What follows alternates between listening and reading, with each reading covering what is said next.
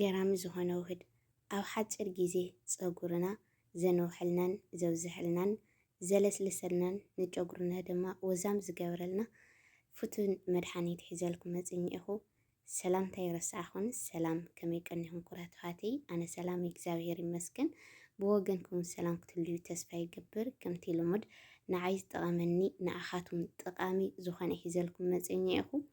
ንስኻትኩም ድማ ሓደሽቲ ንዝኾንኩም ብሳብስክራይብ ናገበርኩም ቤተሰብና ኮኑ። ነባራት ድማ ከምቲ ናወትራ ብላይክ ተይኩራት ተኻተይ ብፍቓድኩም ላይክ እና ሳብስክራይብ ትገብሩለይ ድማ ብጣዕሚ እየ ዘመስግን ኩራት ተኻተይ። ላፍቲ ሙሉእ ኣሰራርሓ ክወስደኩም እየ። ሓቢርና ክሳብ መጨረሻ ንፅናሕ ብሓደ።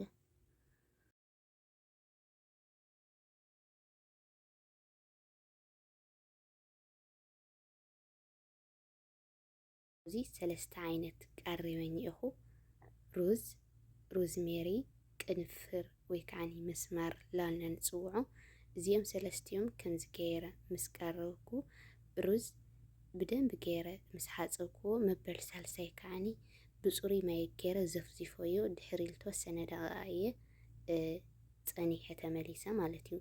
ልጊዝኡ ክጥቀማ ትኽእላ ኢኽን። ልጊዝኡ ሕፅብ ኣቢልክንስ ልጊዝኡ ክጥቀማ ትኽእላ ኢኽን። ወይ ከዓኒ ከምቲ ዝገበርክዎን ክጥቀማ ትኽእላ ኢኽን። ምንም ፀገም የብሉ ብኩሉ ክጥቀማ ትኽእላ ኢኽን። ላውዚ ከዓኒ ቅንፍር፣ ሮዝሜሪ ሰለስቲኦም ከምዚ ጌርና ምስ ገበርናዮም ማይ ከዓኒ ከምዚ ጌርና ሕውስ ክነብለሉ ኢና ማለት እዩ። ክሳብ መጨረሻ ግን ብሓደ ነፅናሕ። ኣብ ማእኸሉ ከዓኒ ግብኣታት ስለ ዝውስኸሉ ምእንታን ክርድአክን ማለት እዩ። ከምዚ ጌርና ብደንብ ጌርና ከነውስሎ ኢና ማለት እዩ። ሕጂ ድሕሪ ዝተወሰነ ደቂቃ ከዓኒ ይረአዩ ከምዚ ገይረ ኣብሲለ እኒአኹ። ንስኻትክን እውን ከምዚ ጌርክን ክተብስሎ ኣለክን ማለት እዩ። ብደንብ ክበስል ኣለዎ ማለት እዩ። ምክንያቱ ላብ ማሽን ኣትዩ ከም ክሬም ክጠሓን ኣለዎ ማለት እዩ። ሕጂ ከዓኒ ላብ ማሽን ኣትየ እኒአኹ ብደንብ ገይረ ሕጂ ክጥሕነ እየ ማለት እዩ።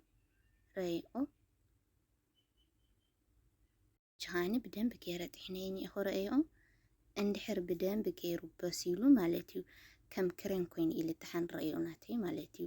እንድሕር ዘይበሰለ ግን ሩዝ ቃልጢፉ እዩ ዝበስል፣ ምንም ፀገም የብሉ። እንታይ ደኣ እኒአዎ ቅንፍር ወይ ከዓኒ ቅርንፉድ ላልና ንፅውዖ ማለት እዩ መስማር። ካልኣይ ከዓኒ ሮዝሜሪ እንድሕር ብደንብ ገይሩ ዘይበሰለ ብደንብ ገይሩ ኣይደክምን ማለት እዩ። ስለዚ ከምዚኣ ጌርክን ክተብስለ ኣለክን ማለት እዩ። ላውዚ ከዓኒ ዘይቲ ዘይቱን ወይ ከዓኒ የወይራ ዘይቲ ላልና ንፅውዖ ክጥቀም እየ። ንስኻትክን ንጨጉርኽን ዘስማዕምዐክን ብዘለክን ዘይቲ ክትጥቀማ ትኽእላ ኢኽን ማለት እዩ። ኣብኡ ተለኹ ከዓኒ ዝኾነ ይኹን ከምዚ ውህድ ተሰሪሕኽን ዘይቲ ዘይብሉ ላብ ጨጉርኽን ኣይትገርኦ ማለት እዩ። ከምዚ ሩዝ ሰሪሕኽን ድዩ ኣቮካዶ ሰሪሕኽን ድዩ ዘይቲ ክትገብሮ ኣለክን ማለት እዩ። ንኣብነት ሩዝ ናይ ምድራቕ ባህሪ ኣለዎ። እንድሕር ከምዚ ጌርክናሉ ግን ኣይደርቕን ማለት እዩ። ሕጂ ከዓኒ ናብ ጨጉሪ እናገበርኩ ክሪአክን ክሳብ መጨረሻ ግን ብሓደ ንፅናሕ። ኣብ ማእኸሉ ዝሓተትክና ንሕተሎ ንዑ እውን ክምልሰልክን ኩሉ ግዜ ክሳብ መጨረሻ ነፅናሕ ዝብለክን ሓደ ግዜ ኣብቲ ሚድዮ ተናግረ ንሃለኹ መሊስክን ኣብ ኮመንቲ ተሓታኒ ማለት እዩ። እዚ ማለት ኣይትሕተታኒ ኣይኮነን፣ ግን ክሳብ መጨረሻ ሰሚዕኽን ብዘይ ምንም ሕቶ ክትጥቀማሉ ምእንታን ክሳብ መጨረሻ ስምዖ ይብለክን ኩራት ተኻተይ። ላውዚ ክምልሰክን ከለኹ ከዓኒ ከምቲ መተው ዝበልክኽን ብጣዕሚ እዩ ንጨጉርና ዘንውሐልናን ዘብዝሐልናን ዘለስልሰልናን በተለይ ከርዳዳ ጨጉሪ ዘለክን ማለት እዩ። ደጋጊምክን ከምዚ ሰሪሕክን ተተጠቐምክን ማለት እዩ። እመናኒ ጨጉርኽን ብጣዕሚ እዩ ዝልስልሰልክን ማለት እዩ። ረአይኦ ናተይ ጨጉሪ ማለት እዩ ብጣዕሚ እዩ ልስሊስለኝ። ካብኡ ከዓኒ ክምሽጦ ከለኹ ብጣዕሚ እዩ ዝረግፍ ነይሩ ናተይ ጨጉሪ። ሕጂ ግን ረአይኦ እናመሸጥኩ ከሪአክን እየ ማለት እዩ። ጨጉርና ኩሉ ግዜ ንከናኸነት ኮይና ብጣዕሚ እዩ ዝነውሐልናን ዝበዝሐልናን። ናተይ ጨጉሪ ከምቲ ኩሉ ግዜ ዝብለክን ከምዚ ኣይኮነን ነይሩ ማለት እዩ። ከምቲ ሕጂ ትሪእዮ ኣለኽን ኣይኮነን ነይሩ። ሓደሽቲ ዘለኽን እታሕቲ ውርድ ኢልክን ክትሪእዮ ትኽእላ ኢኽን ማለት እዩ። እና ጨጉርና ክንክን ተበዚሕዎ ረአይኦ ናተይ ጨጉሪ ምስክር እዩ። ብጣዕሚ እዩ ዝነውሐልና ብጣዕሚ እዩ ከዓኒ ዝበዝሐልና ማለት እዩ። ብቻ ክንከናኸኖ ከለና ኣብዚ ዝብለክን ትዕግስቲ የድልየና እዩ።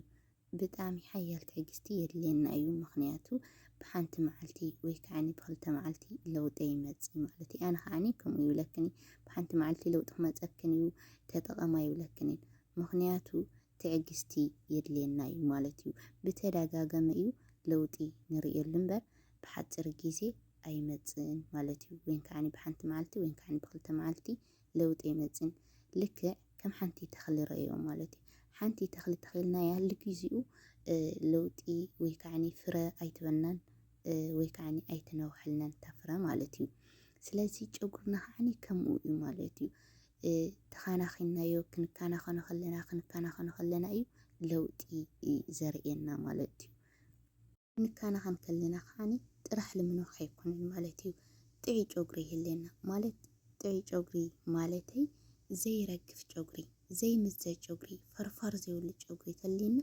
بالطعمي قنجو مالتي ولا لتعنا نال قنجو مالتي الآونات كل جيزة زريو أب كومنتي جوجري رقف انتاك جورو اللي خنتولان مالتي تخانا خون ايز ولكن كتكانا خانا خلقن كعني لجوجرخن زسمع لا رخن مالتي حجي سلامنت حنتي أفوكادو ديو ويكعرو سريحان ديو خن يسمع معوديو لا راهم تطعماي لكن كرات هاتي كلاي كعني لو جوجرخن كتقما خلخن لخون يكون عين سريحان زيت ديو ولا وحد مالتي كاو قرو جوجرخن تحيزو كساو جافو كونلو مالتي لعلي تقورال تخنكن دي جوجرخن كن لجوجرخن أي طعمان ترفقو قدر مالتي لأمنت بدن بغيركن ماساج لاغبركن قرو جوجرخن تستيخون قدماي نجر جوجرخن أي درغن كالأي كعني فرفار تليكن كعني لا طفي خيد مالتي لتيوم دحر زيولكن كعني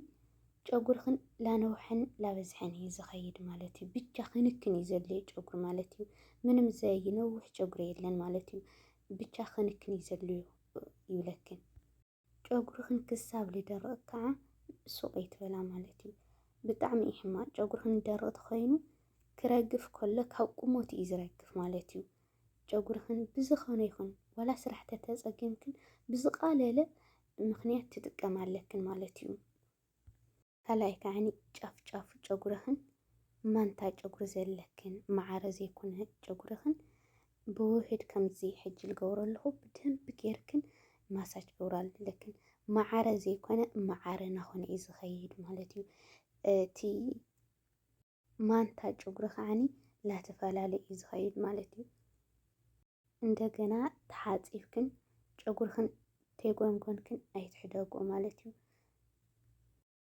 ጫፍ ብጣዕሚ እዩ ዝደርቀክን ኮላይ ከዓኒ ናይ ቆርበት ጨጉርክን ከዓኒ ብጣዕሚ በተለይ ቀልጢፍክን ዘይትገብራሉ ተኮይንክን ብጣዕሚ እዩ ዝባላሽ ማለትዩ ጎንጎን ተቢልክና ግን ፍትሕ ቢልክን ክትምሽጣ ከለኽን ለባዕልትክን ከዓ ቀሊል መንገዲ ይኾነልክን ካልኣይ ከዓኒ ጨጉርክን ኣይደርቕን ማለትዩ ኣብ ክልተ ወይ ከዓኒ ጫፍ ጎንጎን ክንኦ ክትሰርሓለክን ይብለክን ማለትዩ ሕጂ ከዓኒ ናይ ማኣድማይ መልሲ ክምልሰልክን ማኣድማይ ውህድ ሰሪሐልክን ነይረ ልኡቲ ኣብኤስ ክንደይ ሰዓት ንፀንሕ ገለ ዝበልክናኒ ክንዲ ድላይክን ሰዓት ክፀንሓ ትኽእላ ይኽን ምንም ኣብ ጨጉርክን ተደንጎየሲ ምንም ተፈጥራዊ ነገር ስለዝኾነ ምንም ኬሚካል ስለዘይብሉ ኣብ ጨጉርክን ዋላ ተደንጎየ ለጨጉርክን ጉድኣት ኣየብፅሑልን ማለትዩ ክንደይ ሰዓት ንፀንሕ ትብልክን ግን ኣነ ዝፀንሖ ሰዓት ወይ ከዓኒ ፍርቂ ሰዓት ይፀንሕ ማለትዩ